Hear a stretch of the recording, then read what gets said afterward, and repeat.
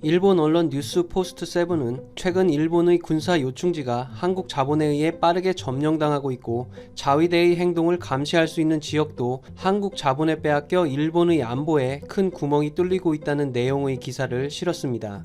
기사는 일본의 영토가 중국 자본과 한국 자본에 의해 매수되고 있다는 내용의 책 폭매당하는 일본의 영토의 저자 미야모토 마사시의 인터뷰 내용을 실었습니다. 미야모토 씨는 이미 일본 우익 산케이 신문을 통해 지난해 9월과 12월 대마도를 방문했을 때 항상 보이던 한국 관광객과 관광버스가 사라졌으며 이런 대마도를 목격한 것은 처음이었다라고 밝힌 바가 있었습니다. 이번 기사에서는 2019년 방일 한국 관광객은 불매운동의 영향으로 전년 대비 26% 감소한 558만 명으로 급감했으며 그 직격탄을 맞은 곳은 대마도로 지난해 9월 한국 관광객이 90%로 급감했다고 밝혔습니다.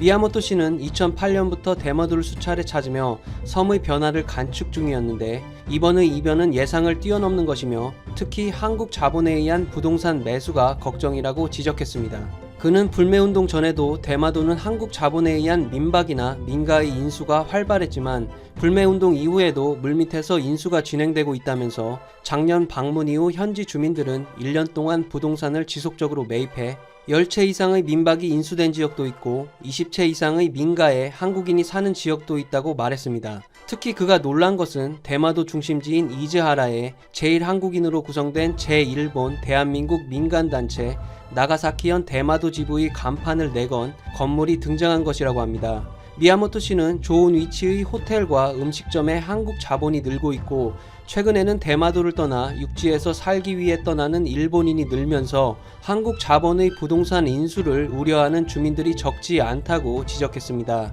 기사는 대마도가 고대부터 국방의 요충지로 알려졌다면서 청일전쟁 이후 러시아에 대항한 전진기지로 일본 해군의 군항으로 정비돼 현재는 육해공 자위대가 배치되고 있다고 합니다. 2008년에는 해상자위대의 대마도 방비대 본부에 인접한 토지가 한국 자본에 매수되어 리조트가 건설돼 큰 문제가 되었다고 합니다. 미야모토 씨는 국토방위의 핵심이 되는 섬에 이렇게 외국 자본의 상륙이 계속되는 상황에 경계심을 가져야 한다면서 군사의 요충지이기도 한 대마도의 상황은 일본의 안전보장에 직결되며 이 섬에 일본인이 사라지고 한국 자본이 부동산 인수를 추진하는 상황에서 일본은 더 위기감을 가져야 한다고 지적했습니다. 특히 대마도 내에는 해협을 오가는 함선이나 자위대를 감시할 수 있는 지역이 산재해 있는 데다 이미 그중 몇 개가 한국 자본에 넘어갔다는 정보도 있다면서 일본인은 한일 관계 악화로 한국인 관광객이 줄어드는 것에 관심을 빼앗기지 말고 물밑에서 일어나는 일들을 직시할 필요가 있다고 지적했습니다.